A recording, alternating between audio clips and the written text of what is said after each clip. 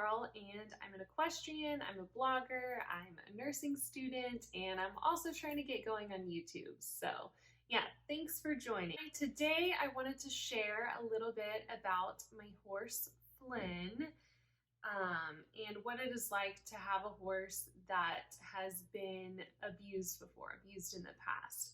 So Flynn has a little bit of a history with that. And I'm sorry if I'm looking down some. I have notes to kind of keep me on track. I wrote this whole video out so that I make sure I talked about all the things that I wanted to talk about. So I got Flynn last May.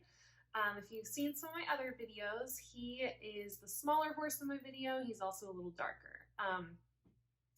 So he is a 9-year-old off the track thoroughbred. He had been off the track for about 2 years when I got him last year. So it's been a little while, and just to disclose, his previous owner treated him very well. He was very well taken care of. She actually basically rescued him out of bad situations. So his history of abuse comes before his last owner, probably from some of his days on the track. Not that all off the track horses are treated poorly, but I just suspect that's where some of his issues came from. Anyway, so when I got him, he'd been off the track a couple years. He'd kind of recovered from his past, but I still felt that he had some trust issues. He had what seemed like a little bit of PTSD, so just kind of reactive. He was pretty sensitive. He's a little head shy, very ear shy. I think he's been ear twitched before, which, on the track they do that to, it's like a form of a restraint on their ears. And I have spoken with a vet about it, and it actually can cause like muscle and nerve damage. So, he could, last year I even suspected he might have some pain from being ear twitched before, but he's also just pretty jumpy. When I would go to groom him, he would just be very tense and on edge, and he would get jumpy if I started, moving too fast, because, when we're brushing him, sometimes we're in a hurry, and he would just get really jumpy and squirmy if I moved too fast while I was brushing him. So what I did to kind of get him used to grooming was I just slowed way down. I just really took my time, and while I was grooming him, I'd also be petting on him and talking to him, and and then he finally just started to relax, and now he loves being groomed. He pretty much goes to sleep, but the only problem is for me grooming him so slowly at first, now that's kind of our routine, so it takes me forever to get him ready to get on him and all that. But yeah, that's okay.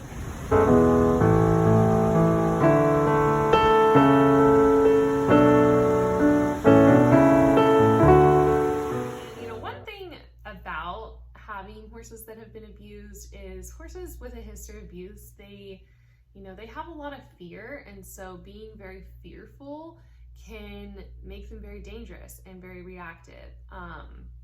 Fortunately I haven't had too many of those issues with Flynn.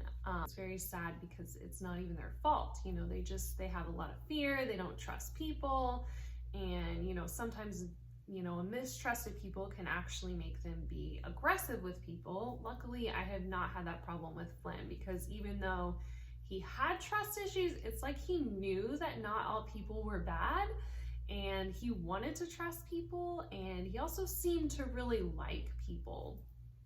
Even when I first got him, even though he was nervous and tense, and he seemed like it was like he wanted to trust me. He has a very sweet and gentle personality. He has really nice manners. He constantly gets complimented at the barn for his manners and just standing perfectly still in the cross ties. And yeah, now he loves being handled and groomed. I can pet all over his face. I can even pet on his ears. So I think the biggest thing is it took time, and it took me building a relationship and a bond with him, because now that he's at a boarding facility now, he's still kind of getting used to the people at the facility. So we're kind of going through some things again. But But yeah, I think for him, it just took time it took time for me to really build a bond with him and build a relationship with him. And him just realizing that, I'm his person. I think horses, get so used to being passed around that it just like takes a while for them to settle in somewhere and really bond with someone. It's almost like, this may sound silly, but maybe they don't want to get too attached because they don't know if it'll last. But, it took time, and, I felt like I bonded with him right away because I really just loved his personality. We clicked. But I feel like he really didn't start bonding with me until earlier this past spring. And then we had a few issues when I first moved them out to the barn. He was a little on edge for, I guess, the first week he was there. I think probably because he wasn't sure about the whole thing. He thought maybe he'd gotten sold again. Luckily, Chance, my other horse, knew better because I've had him for almost 10 years now. So he knows I'm never getting rid of them.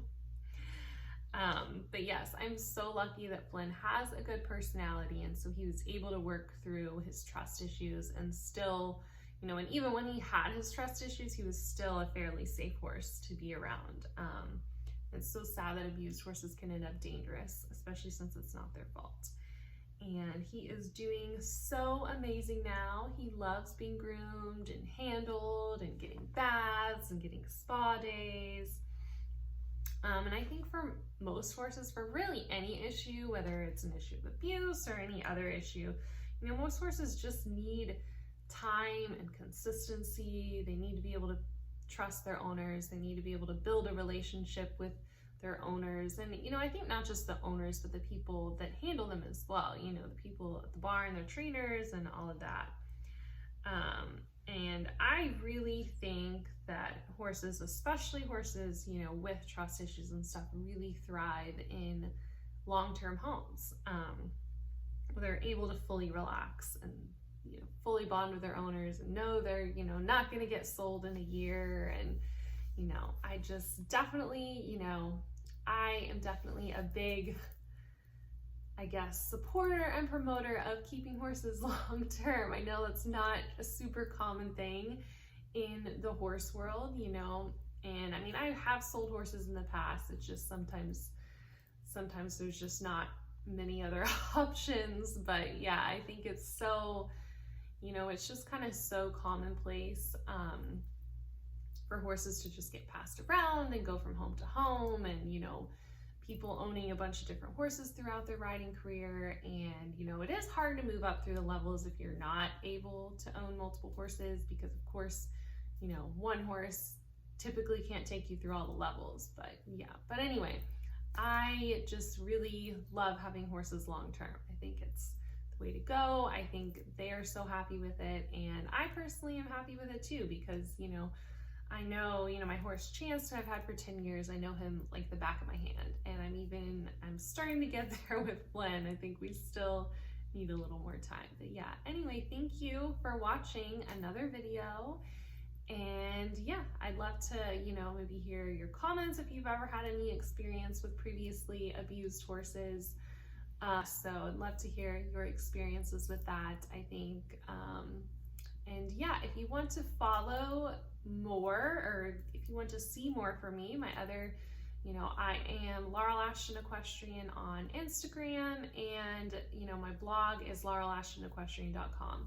So yeah, if you feel like it, follow along, or if you are enjoying these videos, I would, really appreciate you subscribing or liking and commenting and all of that good stuff. But anyway, thanks for watching.